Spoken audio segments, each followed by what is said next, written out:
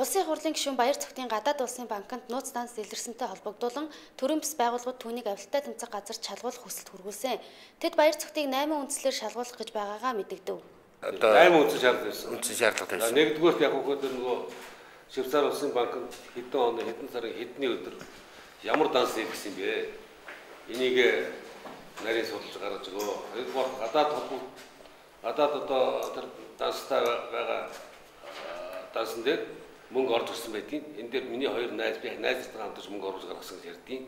Энэ хоёр гурван найз нь хийм бэ? Эний хүмүүсийн нэрийг тодруулж өгөө. За банкнд орж гарсан бүх гүйлгээнүүдийн дансын хуулгыг бас ил болгож өгөө.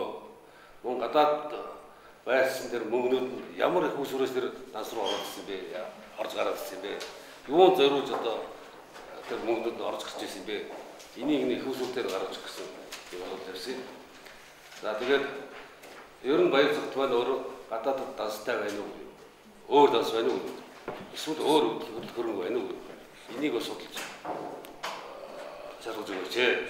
Мөн хөрөнгө оруулалтын мэдүүлгийг яагаад энэ олон удаа, олон жил ингэж өөрийнхөө хөрөнгө оруулалтын мэдүүлгээс нууж одоо хөрөнгө оруулалтын мэдүүлгэнд оруулахгүй явуулсан юм бэ?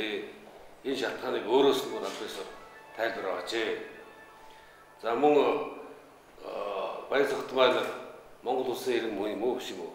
Хятадын одоо Монголын иргэн гэж ярьсан байдаг. Тэгэхээр энэ ямар ч үстэй бэ? Энэ тэр цаад газар нь хөдөлсөн гэж цаад хүмүүс рүү ярьдаг юм. Энийг одоо судалж сайн арай судлаад Баяр цогт маань Монгол улсын иргэн мөн юм уу биш юм уу? Одоо хаана ямар хаягн дээр очиж амьдарч байдаг юм тийм үү? Энэ талаар Монгол төр хүний түүх намтартай холбоотой асуудлуудыг нарийн гаргаж өг ард нийтэд зарлж өгөөч гэсэн ийм асуудлаар 8 шаардлага гаргасан. Мөн хурлын үеэр Баяр цогт гишүүний аавынхаа тал хятадын ирлээс гэсэн утгатай мэдээллийг өглөө. Үүнийг шалгаж өгөхийг авилттай тэмцэх газар төгсөн бөгөөд батлагдана гэдэгт итгэлтэй байгаагаа илэрхийлв. За энэ бол одоо батлагдаагүй гэсэн нутгийн хүмүүс бодлоо хэлэхгүй. Юуны хэлээ аавынхаа талаас бас тийм хятадын авилттай гэсэн тийм сонсогдсон. Энэ тухай хүмүүсийн шиг одоо мэдээлэл өгөх. Энэ Хятад уу Монгол уу гэдэг асуудал дээр ялгахтай тэмцэх газар бид бас өргөдөл өгөхдөө эндээ багтааж өгсөн байгаа.